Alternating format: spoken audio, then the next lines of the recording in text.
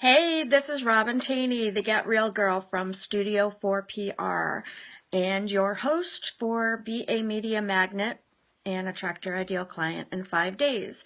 If you are participating in this challenge, these videos were supposed to be live videos on Facebook, but when I did them earlier, the audio was either really bad or non-existent, and the video wasn't matching up to the audio. So I am reshooting days 1 and 2, and you will find them posted on both my page and the challenge group page. So over the next 5 days, we're going to do some amazing work that will not only help you build the foundation for attracting your ideal client, but also creates the foundation for you to build a relationship with your client that is realistic, engaging, authentic, and designed for long-lasting results. And in other words, it's real. So the way each day is supposed to work is that you get the email in the morning, and it has the assignment in it, and then this video is sort of the next step, or takes you to the kind of the next level. I realized that because the videos are now completely out of order that it's probably really confusing, but if you just kind of follow along with day 1, day 2, day 3, you should be good to go.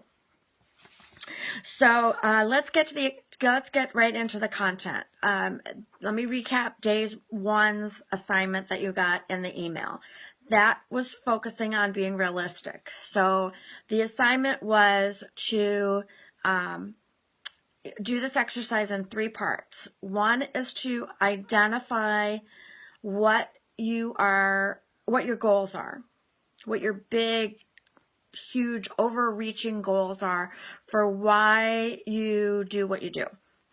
And I included a link to an exercise that was part of a blog post that I wrote that you can use to help you put together that exercise. So 1 is figuring out what your goals are. 2 is figuring out what your challenges or obstacles are in terms of achieving that goal. Some of the obstacles may be external, like financial or issues that are unforeseen and that you kind of really don't have control over. But 99% of the time, the obstacles or challenges are us. And it's a matter of we need to get out of our own way. We need to stop listening to the head trash that probably brought from our childhood that said, who did we think that we were, that we thought we could do our own business, that we thought we'd be successful at it. So we really need to change our mindset and eliminate those beliefs in order to be able to be a media magnet and attract our ideal client, because we attract what we are. So I really want you to be able to have success with this, and in order to do that, we have to kind of push out of our comfort zone and get past those limiting beliefs. So being realistic, identifying what your goals are, what your obstacles are, and what your challenges are, or what your the third thing is what your commitment is. What are you realistically willing to commit to in terms of time and possibly money in order to make your goals happen? And ideally, in order for this to work, your goal has to be aligned with your commitment. And that's a really important piece. So if you were to go to a networking event and there were 100 people in the room, 3 of those people are ready to buy what you are selling right now.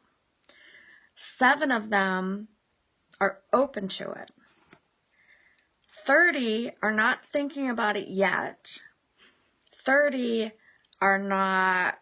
don't think they're interested. And 30 know they're not interested. So we want to focus, our ideal client is one of those 3 people out of 100. And we have to do our homework in order to find them or be so clear about what we offer that they find us. So one of the things that I tell my clients all the time is that when it comes to being a media magnet, it's not just about what you typically would think of in terms of the media, TV, radio, newspapers.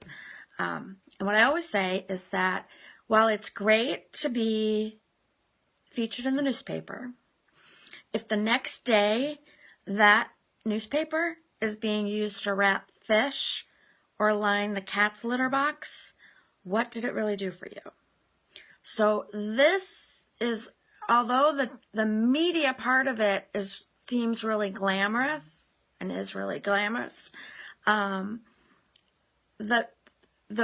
the important part, the sustainable part, is the part in finding and being found by your ideal client.